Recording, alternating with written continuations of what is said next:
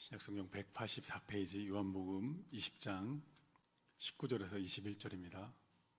우리 함께 읽겠습니다. 이날 곧 안식 후 첫날 저녁 때 제자들이 유대인들을 두려워하여 모인 곳의 문들을 닫았더니 예수께서 오사 가운데 서서 이르시되 너희에게 평강이 있을지어다. 이 말씀을 하시고 손과 옆구리를 보이시니 제자들이 주를 보고 기뻐하더라. 예수께서 또 이르시되 너희에게 평강이 있을지어다. 아버지께서 나를 보내신 것 같이 나도 너희를 보내노라. 아멘. 나의 교회를 사랑합니다. 시리즈 말씀 함께 나누고 있습니다. 한번 따라 부르셔서 나의 교회를 사랑하다가 사랑에 빠졌습니다. 아멘. 옆선 보면서 인사하겠습니다. 당신의 교회를 사랑하십시오. 사랑에 빠져야 합니다. 하나님 나라의 전진기지라는 제목으로 하나님 말씀 함께 나눌게요. 나의 교회를 사랑합니다 시리즈 설교를 제가 준비하면서 기도합니다. 우리 성도들이 교회와 사랑에 빠지기를, 그리고 잃어버린 교회에 대한 사랑과 열정을 되찾기를 간절히 기도합니다. 여러분, 교회를 사랑하려면 교회를 알아야 합니다.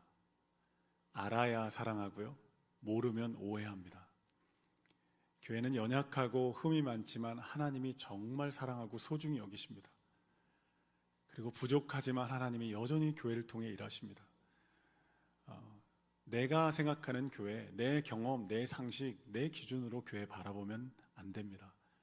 하나님의 관점으로 교회를 사랑할 때, 그리고 하나님이 얼마나 교회를 소중히 여기시는지, 마치 허울 많고 연약한 자녀일지라도 끝까지 사랑하는 부모처럼, 그리고 그 자녀를 기르고 양육해서 세우시는 부모처럼 하나님이 교회를 얼마나 귀하게 여기시는지를 우리가 알아야 사랑할 수 있습니다.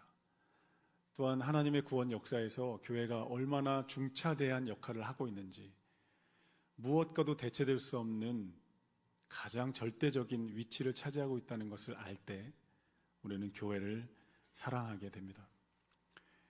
여러분, 하나님이 가장 기뻐하시는 일이 뭘까요? 구원하고 회복하시는 일입니다. 하나님 지금 뭘 하고 계실까요? 하나님은 구원하고 회복하고 계십니다. 한번 따라 보시겠어요? 하나님은 구원하고 회복하고 계십니다.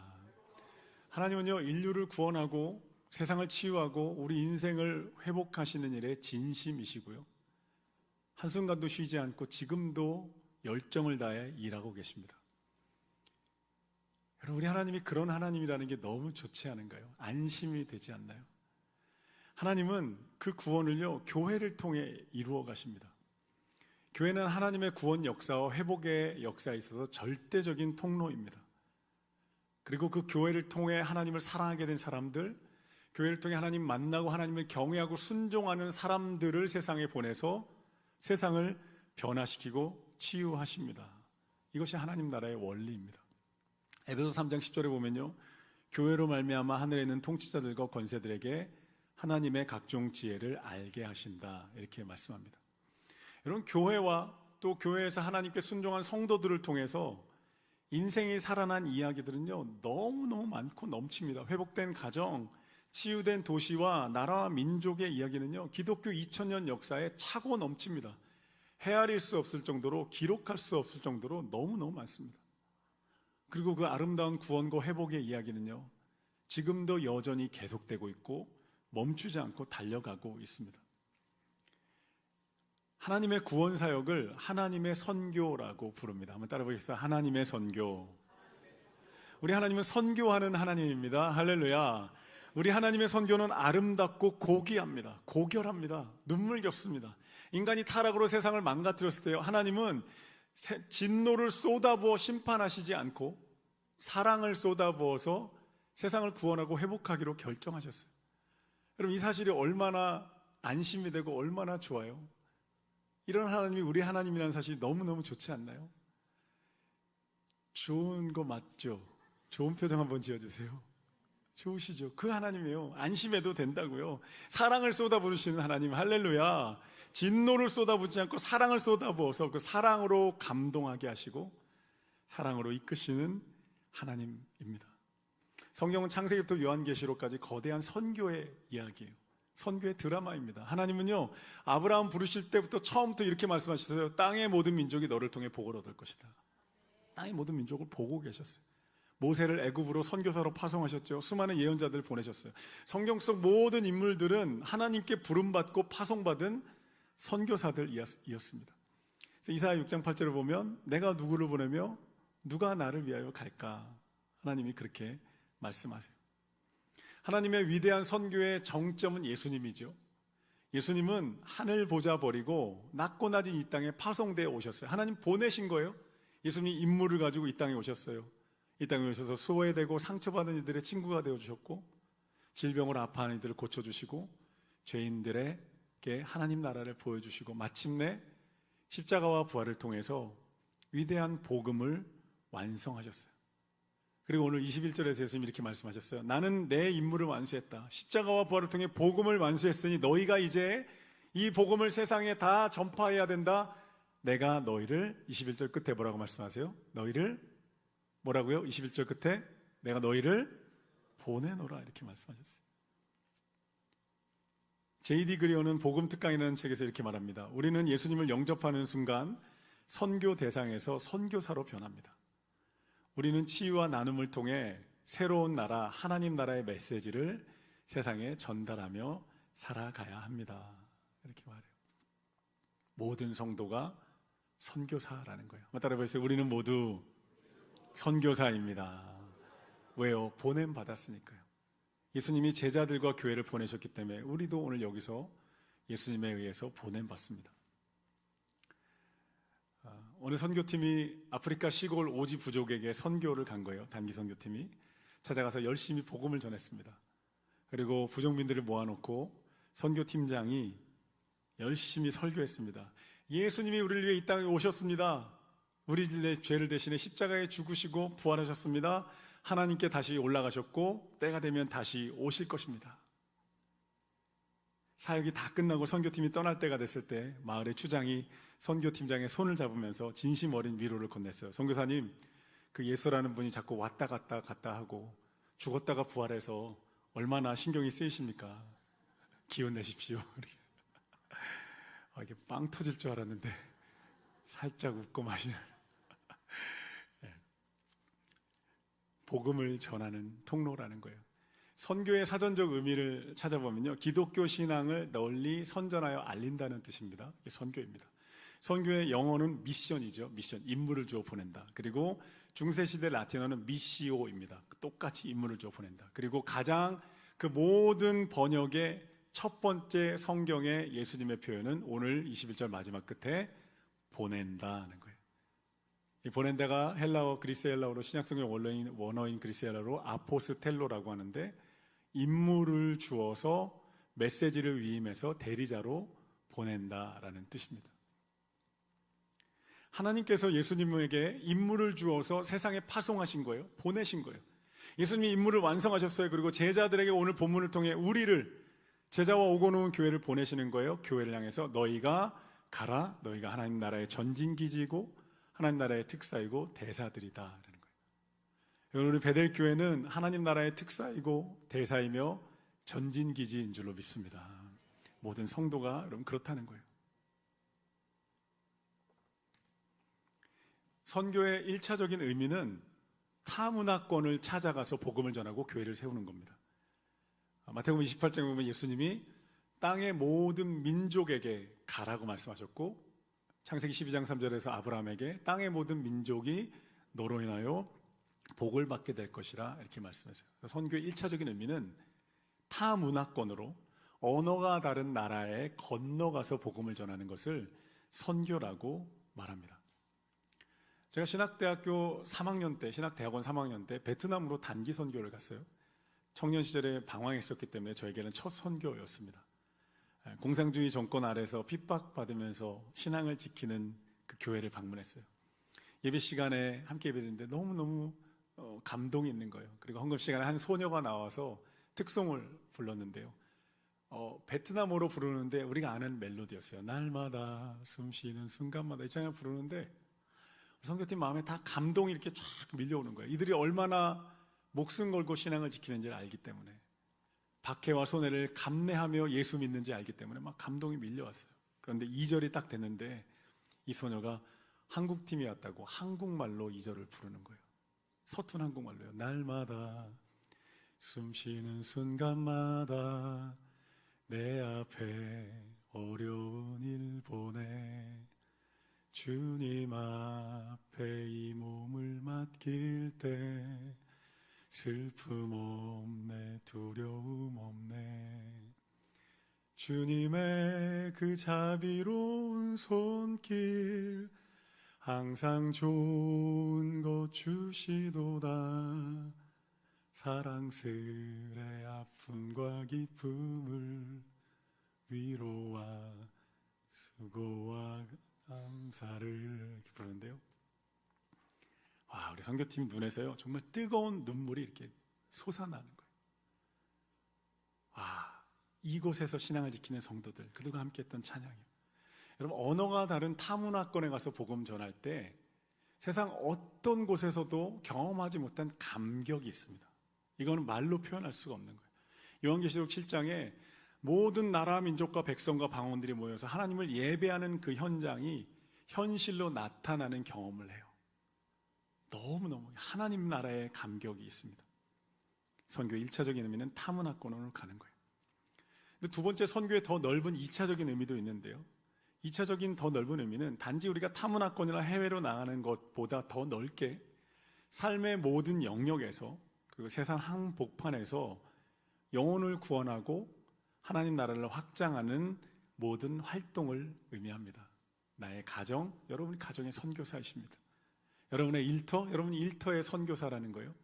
세상 한복판 학교, 친척들과의 사이에서 우리는 하나님 나라의 일을 일으키는 하나님 나라의 선교사들인 줄로 믿습니다. 그리고 마태복음 5장 13절에 예수님이 이렇게 말씀하셨어요. 너희는 세상의 소금과 빛이다. 너희가 있는 자리에서 소금과 빛이 되어라.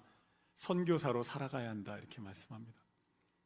디트리 보네포라는 저명한 신학자가요, 선교에 대해 이렇게 말해줍니다. 교회는 다른 이들을 위해 존재하는 공동체입니다. 그리스도인들은 다른 이들을 섬기기 위해 존재하고, 그리스도인들이 모인 교회 역시 세상을 섬기기 위해 존재합니다. 우리 모두 선교사라는 거예요. 친환경 위생용품 기업인 톰스 오브 메인의 창업자인 톰 채플은 회사가 너무너무 크게 성장했는데 인생의 목마름을 느끼기 시작했어요. 이게 전부일까? 왜 내가 이것으로 만족하지 못할까? 영적인 갈급함을 느꼈고, 그는 비즈니스는 세속적인 것이라 생각하면서 신학대학원에 입학하기로 결정합니다. 신학대학원에 딱 갔는데 그곳에 교수님이 이렇게 말씀해 주신 거예요. 당신이 있는 비즈니스 현장이, 그 일터가 하나님 나라를 확장해야 될 가장 강력한 선교지입니다. 이 말을 듣고 이 톰 채플이 깨달음을 얻게 된 거예요. 다시 일터로 돌아왔습니다. 비즈니스 회사의 목적을 이윤 추구해서 하나님 나라 가치 실현으로 바꿨어요.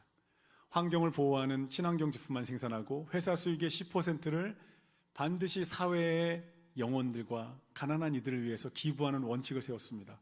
직원들에게 단순히 노동만 요구하는 것이 아니라 일터에서 서로를 돌보고 존중하는 공동체를 형성하기를 가르쳤고, 수많은 불신자 직원들과 고객들에게 하나님의 사랑을 흘려보냈습니다.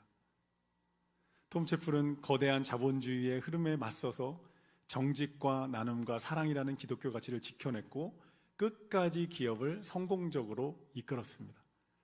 그의 삶을 통해 많은 비즈니스맨들과 그리스도인들이 교회 밖 세상의 삶이 선교고 선교지라는 사실을 깨닫고 도전받았고요. 그의 기업은 세상 속에서 선교적 삶을 실천한 대표적인 모델이 됩니다. 선교의 가장 넓은 의미는 내가 있는 그 자리에서 하나님의 영광을 드러내는 활동이라는 거예요. 사랑하는 성도들은 모두가 선교적 제자로 하나님의 영광을 내가 있는 곳에서 드러내며 살아가시기를 예수님의 이름으로 축복합니다. 오늘 본문에 보면요, 부활하신 예수님이 두려움에 빠진 제자들에게 나타나서 교회의 본질적인 이유, 선교에 대해서 사명을 가르쳐 주십니다. 19절 보십시오. 19절을 보면 예수님이 십자가에서 처절하게 죽으신 다음에 제자들이 겁을 먹은 거예요. 로마에 우리도 죽을지 몰라. 두려움에 사로잡혀서 어떻게 했냐면 방문을 꼭 닫고 숨어 있었습니다. 그런데 놀라운 사실이 뭔지 아세요? 사탄이 승리한 것처럼 보이는 그 절망의 순간에, 절망으로 가득한 그 방 안에 예수님이 들어오셨다는 거예요. 문 열고 들어오셨다는 기록이 없어요. 부활하신 예수님의 몸은 물리적 한계를 뛰어넘는다는 것을 우리가 보게 되죠. 오셔서 예수님이 첫 번째 하신 말씀이 뭘까요? 두려움에 가득 차고 절망 가운데 있는 제자들에게 예수님이 첫 번째 하신 말씀은 평강이 있을지어다. 할렐루야. 사랑하는 여러분, 평강이 임하기를 예수님의 이름으로 축복합니다. 모든 두려움과 낙심형들은 떠나갈지어다. 절망과 염려는 떠나갈지어다. 육신과 마음의 질병들로부터 자유케 되고 치유되어질지어다. 예수님이 오셔서 처음 하시는 말씀이 뭔가? 어렵고 힘든 인생, 광야 같은 고난의 시간을 지나고 우리에게 처음 예수님이 하시는 말씀은 평강이 있을지어다. 평강해라. 내가 왔다. 이렇게 말씀하세요. 죽음을 이기신 예수님의 그 부활의 능력과 생명이 이 아침 저와 여러분의 마음 가운데 모든 두려움을 몰아내고 평강으로 가득 채워주실 줄로 믿습니다. 평강으로 가득할지어다. 그리고 제자들이 예수님이 21절에서 예수님이 두 번째 하신 말씀이 뭐냐면 아버지께서 나를 보내신 것처럼 나도 너희를 보내노라. 이렇게 말씀해요. 할렐루야. 아버지께서 나를 보내시고, 아버지가 나를 보내셨다는 거예요. 하나님이 임무를 주어 나를 보내서 내가 왔다. 십자가와 부활의 복음을 완성했다. 그러니까 이제 내가 너희를, 교회를, 제자들을 세상으로 보낸다. 이 복음을 전파해다오. 임무를 맡기시는 거예요. 선교적 사명을 가진 공동체라는 거예요. 교회는. 그리고 우리는 모두 선교적 제자, 선교사의 삶을 살아야 한다는 거예요. 자신의 사명을 완수하신 예수님이 나도 아버지께서 나를 보내신 것처럼 이라는 말씀 속에 숨겨진 메시지가 하나 있는데요. 아버지가 예수님을 어디로 보냈냐면 십자가로 보내셨어요. 그래서 모든 그리스도인과 선교적 제자들은 십자가를 지는 마음으로 복음을 전하며 살아갑니다. 세상 한복판에서 내가 있는 일터와 가정에서 예수님처럼 십자가를 지고 우리는 하나님 나라의 복음의 통로가 됩니다. 여러분, 제자들이 이 부르심에 순종해서요, 로마 제국으로 다 뚫고 들어갔고요, 그곳에서 예수 십자가의 길을 걸으며 순교의 피를 흘려서 복음의 열매를 맺었기 때문에 오늘 우리가 이곳에서 예배드리고 있는 거예요. 지금도 세계 곳곳에서요, 이 말씀에 순종해서 자신의 생명을 던지며 인생을 드리면서 십자가의 길을 걸어가는 수많은 선교사님들과 수많은 하나님의 사람들이 있습니다. 공산주의 국가였던 알바니아에서 26년간 사역했던 김용기 선교사님의 사역 이야기가 있습니다. 제가 예전에 한번 들려드린 것 같은데요. 사역을 시작한 지 3년 만에 사랑하는 아이가 알바니아에서 세상을 떠났어요. 취약한 의료 환경 때문에. 아이를 땅에 묻지 못했죠. 가슴에 묻은 거예요. 근데 그 땅을 떠나지 못했어요. 그 땅의 영혼들을 너무나 사랑했기 때문에 자신의 인생을 다 주면서 알바니아를 위해 선교를 이어갑니다. 아이 2명이 자라나면서 선교사 자녀의 홍역을 치릅니다. 언어도 다르죠. 문화도 다르죠. 나는 한국 사람이야? 나는 알바니아 사람이야? 묻고, 단기 선교팀이 오면 만나서 기쁜데 떠납니다. 매일 이 아이들이 어릴 때부터 만남과 이별을 경험하면서 살아가요. 이 아이들이 방황하는 가운데 그래도 이 선교사님이 그 땅을 떠나지 못하고 여전히 그 알바니아 땅을 섬기며 선교합니다. 선교사님이 이렇게 표현해서 그들에게 퍼주고, 선교사님 표현입니다, 속아주고, 그리고 그들을 가르치면서 나는 오늘도 선교하고 있다는 거예요.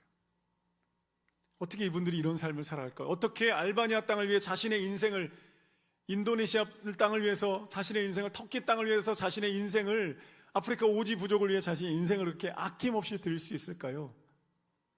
내가 너희를 보낸다라는 예수님의 음성을 들었기 때문에, 그리고 이 선교가 얼마나 가치 있고 얼마나 영광스러운 일인지, 하나님 나라의 영원한 상급이 있고 하나님의 영원한 축복이 있다는 것을 너무너무 잘 알기 때문에 아낌없이 자신의 인생을 선교를 위해 여러분 드린 거예요. 할렐루야. 오늘 본문에 보면 예수님이 이렇게 말씀하시는 거예요. 교회의 DNA는 처음부터 선교사다. 교회는 처음부터 선교적 존재로 지음받았다. 내가 너희를 보낸다라는 말씀으로 지음받은 거예요. 여러분, 선교는 선교단체나 특별한 목사님들의 사명이 아닙니다. 모든 그리스도인들의 사명입니다. 모든 제자들은 선교사로 부름받았고 선교적 제자로 살아가라는 예수님의 명령입니다. 여러분, 이 아침에 예수님은 저와 여러분 한 명도 빠짐없이 선교사로 파송하고 계십니다. 타문화권의 선교사로 가지 않을지라도 내가 속한 가정과 학교와 일터에서 교회를 통해서 복음을 전하고 하나님 나라를 전파하는 선교적 삶을 살아가라고 우리에게 말씀합니다. 여러분, 교회는요, 우리가 받은 축복을 쌓아놓는 창고가 되면 안 됩니다. 성이 되어 문을 닫으면 안 됩니다. 길을 내야 합니다. 물길을 내야 합니다. 하나님의 축복을 세상과 잃어버린 영혼들에게 나누어주는 축복의 파이프가 되어야 할 줄로 믿습니다. 선교는 무거운 짐이 아닙니다. 하나님의 기쁨이 있는 사역입니다. 하나님의 감격이 있습니다. 눈물겨운 벅찬 감동이 있습니다. 잃어버린 자녀가 돌아오는데 어떻게 하나님이 안 기쁘시겠어요? 여러분 생각해 봅시오. 여러분 자녀가 아프다가 나았다고 생각해 보세요. 얼마나 부모가 기쁘겠어요? 누워만 시름시름 앓던 자녀가 일어나서 뛰어다니는 모습 보면서 얼마나 기쁘겠어요? 가족이 아팠다가 병원에서 퇴원할 때 얼마나 우리가 기뻐요. 선교지에 그런 기쁨이 있는 거예요. 하나님 아버지의 눈물과 기쁨이 한 영혼이 구원받을 때요, 하나님이 얼마나 기뻐하시는지 누가복음 15장 10절에 보면 내가 너에게 이르노니 이와 같이 죄인 한 사람이 회개하면 하나님의 사자들 앞에서 기쁨이 되느니라. 할렐루야. 한 번뿐인 인생입니다. 한 번 왔다 갈 거잖아요. 메뚜기도 한철입니다. 무엇 하다 가실 거예요? 뭐 남기고 가실 거예요? 어떤 인생이 되기 원하세요? 우리가 이 땅에서 경험할 수 있는 가장 위대한 가치와 영광은 선교입니다. 하나님이 복 주시고 하나님이 인정하시고 영원한 하나님 나라의 축복, 우리가 하나님 나라 천국 갑니다. 두 가지만 남는 거예요. 예배와 이 땅에서의 선교의 추억 남는 거예요. 다 못 가져갑니다. 그 하나님이 가장 기뻐하시는 영광스러운 인생, 영원하고 썩지 않을 열매를 이 땅에서 남기고 하나님께로 가는 저 여러분 되시기를 예수님의 이름으로 축복합니다. 최근에 제가 담임 목사님이 선교에 관심과 열정이 없다는 이야기를 들었습니다. 여러분, 그렇지 않습니다. 저는 선교 현장에 가슴 벅찬 감격을 누구보다 잘하는 목사고요, 선교사님들 존경하고 성경을 통해 하나님이 가장 기뻐하시는 일이 영혼 구원과 하나님 나라 확장이라는 것을 너무너무 잘 알고 확신하며 걸어가는 목사입니다. 모세의 뒤를 이어서 여호수아가 참 할 일이 많고 사명이 있었잖아요. 저에게도 해야 할 일이 참 많고 사명이 있습니다. 사랑하는 성도 여러분, 저 허튼 짓 하지 않습니다. 건강한 교회를 위해 몸부림치고 있습니다. 여러분, 각자의 기대와 바람이 있을지라도 담임 목사 믿고 따라 주셔야 합니다. 교회는요, 하나 될 때 힘이 있는 거예요. 그리고 건강한 교회를 향해 나아갈 수 있는 거예요. 몇 주 전에 제가 예전에 양주에서 예안교회에서 사역하다 5년간 함께 사역했던 청년 리더들이 저희 교회에 놀러 왔어요. 얼굴 좀 보자 해서 한 10명 정도 와서 밥 먹으며 교제하는데 제가 그 친구들한테 야, 나 요즘 선교에 관심 없다는 이야기 들었다. 그랬더니 청년들이 뭐요? 목사님이요? 말도 안 돼요. 왜냐하면 제가 그 청년들과 5년 동안 정말 선교의 뜨거운 청년부였고요, 선교의 부흥을 맛보았어요. 청년들과 함께 3년 동안 여름마다 몽골의 단기 선교 한 20명씩 함께 갔습니다. 일주일 여럿씩 다녀오고요, 겨울이 되면 원하는 친구들이 휴가 내서 개인적으로 다녀왔어요. 3년의 몽골 선교를 마쳤는데 선교의 부흥이 시작되는 거예요. 어떤 청년들은 자발적으로 연락하고 몽골 친구들을 만나러 갔습니다. 한 청년은 아예 퇴사하고 1년간 몽골의 단기 선교사로 떠났어요. 그리고 그곳에 현지 몽골 여자 전도사님과 사랑에 빠져 결혼하고 거기 선교사로 정착했습니다.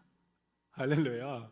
3년을 그렇게 선교한 다음에 제가 4년차 1월 달에 선포했어요. 올해부터는 각자 원하는 선교를 갈 수 있도록 내가 깃발을 내어주겠다. 팀을 만들어라. 기도하며 만들어라. 봄부터 선교팀이 만들어지기 시작했는데요, 몽골팀 당연히 갔고요. 우리는 북한 땅을 봐야 되겠습니다. 북한 땅을 위해 기도하고 싶습니다. 두만강 접경 지역에 선교팀이 만들어졌고요. CCC 출신 친구들이 거지 전도팀을 만들어서 지역에 내려갔고, 대구 개척교회 여름 성경학교를 해주는 팀도 만들어졌어요. 몇몇 청년들이 와서 목사님, 저희는 탄자니아에 가고 싶어요. 그 교회에 탄자니아에 파송한 선교사님이 있었어요. 거기 가보고 싶어요. 그래, 그런데 조건이 있어. 너희끼리는 안 되고 목사님이 인정하는 리더가 팀장이어야 되는데 너희 모임엔 지금 팀장이 없다. 팀장 구해와. 그랬어요. 이 친구들이 가고 싶은 마음이 뜨거워져가지고 선배에게 찾아가요. 형이 우리 팀장 돼주세요. 형 없으면 우리 못 가요. 설득해가지고 관심도 없던 선배를 데리고 제 앞에 왔어요. 목사님, 이 리더면 됩니까? 됐다. 그래서 탄자니아 선교팀까지 만들었어요. 청년들이 선교 가려고 알바를 시작하면 돈을 모으기 시작했어요. 자개장에 니스를 칠하다가 니스 냄새 맡고 병원에 입원해서 병원비가 더 나왔어요. 야간 대리운전 알바에 가서 돈 벌겠다고 차 박아가지고 수리비가 더 나왔어요. 주차장에 음식 바자해가지고 어른들이 막 후원해주면서 8주간 연합 선교학교를 열었어요. 5개 팀, 120명 청년 모였는데 50명 넘는 청년들이 선교학교에서 토요일마다 모여서 기도하고 각 팀으로 흩어져서, 그리고 7월부터 선교를 떠났는데 매주 파송하는 거예요. 갔다 온 친구들이 영상 보며 간증하며 매주 감동. 7, 8월 뜨거운 선교의 여름이었어요. 할렐루야, 할렐루야. 여러분, 저 선교의 뜨거운 담임 목사입니다. 여러분, 제가 선교에 불 붙으면 감당하실 수 있으시겠어요? 잠 못 들 수도 있습니다. 내가 가야 되나? 여러분, 제가 이렇게 말한다고 여러분 모두가 다 선교사로 가라는 그런 말입니다. 잠 못 들 수 있습니다. 잠에서 나도 가야 되나? 우리도 가야 되나? 할렐루야. 그러면 성령님이 일하시는 거죠. 아멘. 여러분, 하나님은요, 교회를 통해 이 세상을 치유하신다고요. 교회를 통해서 역사하세요. 연약하고 부족하다고 하나님의 교회가 아닌 게 아니에요. 여전히 하나님 그 교회를 통해 일하세요. 교회를 통해 살아난 이들, 회복된 가족들, 도시와 나라들, 그래서 살아난 이들이 세상으로 들어가는 거예요. 그들을 통해 하나님은 세상을 구원하는 놀라운 역사가 나타나고 있습니다. 교회는 하나님 나라의 전진기지고 하나님 나라의 대사입니다. 하나님이 얼마나 교회를 귀하게 여기시는지 몰라요. 하나님은 얼마나 교회를 사랑하시고 소중히 여기시는데요. 여러분, 우리 베델교회가 지금까지 해외 선교지에 23개의 성전을 건축했어요. 너무너무 놀라운 일이에요. 여러분, 이런 말 할 때마다 헉하고 놀라야 돼요. 그런 일이 세상에 이런 일이 있나요, 목사님? 한 교회가 23개를 건축할 수 있는 건가요? 안 놀라시고 계시지만 불가능한 일이 베델교회에서는 현실이 됐네요. 놀라셔야 돼요, 여러분. 그리고 24번째 교회를 태국 우본에 논산함 교회를 세웁니다. 교회가 없는 지역에 처음 세워지는 거예요. 지금 교회는 시작은 됐어요. 50명의 성도들이 모이었는데 이제 우리가 예배당을 세워주는 거예요. 청소년들도 되게 많대요. 너무 감격적이지 않나요? 우리가 그 일에 쓰임받는다는 게 너무 감격적이잖아요. 그게 무슨 의미예요? 그 땅에 하나님 나라가 정착한다는 거예요. 할렐루야. 상륙한다는 거예요. 죄와 사망과 우상과 거짓에 묶여있던 이들이 교회에 와서 자유케 되고 하나님의 생명과 사랑을 누리게 되고 살아난다는 걸. 그새 청년들이 거기서 교육받고 우리의 헌금을 통해서 지원받아서 그 태국 땅에 요셉과 느헤미야로 자라나게 된다는 거예요. 사단의 권세를 뚫고 들어갈 주님의 교회가 세워진다는 것입니다. 내가 내 교회를 세우리니 음부의 권세를 무너뜨릴 것이다. 그럼 동참해 주십시오. 우리 그 아이들이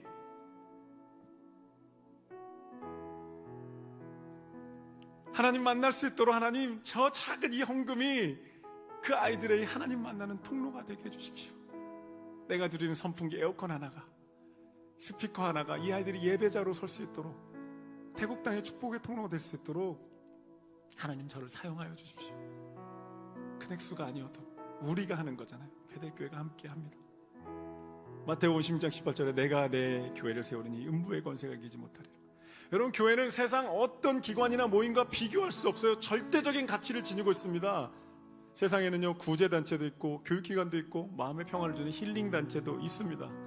그런데요, 죄로 인해 깨진 세상, 하나님 떠난 인생들이 살아나는 곳 교회밖에 없어요. 복음을 전하는 곳, 인생을 하나님의 사랑으로 덮어주는 곳은 교회밖에 없습니다.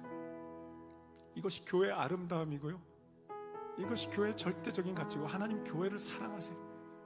우리도 교회 사랑하라고 말씀하세요. 교회를 소중히 여기세요. 우리도 교회를 소중히 여기라고 말씀하세요. 하나님의 구원 사역고 주님 오시는 그날까지 교회를 통해 이루어지게 됩니다. 사랑하는 성도 여러분, 여러분의 교회를 아끼고 사랑하시기를 바랍니다. 교회와 동행하십시오. 교회와 운명을 함께 하십시오. 그러면 세상 어떤 곳으로도 얻을 수 없는 진짜 가슴 뛰는 감동을, 영원한 하나님의 축복과 상급을, 잊혀지지 않을 인생과 영원의 축복을 간직하고 이 땅을 살아가게 될 것입니다. 선교적 제자로 살아가는 여러분 되기를 바랍니다. 베델교회가 더 강력한 선교적 교회로 일어나기를 예수님의 이름으로 축복합니다.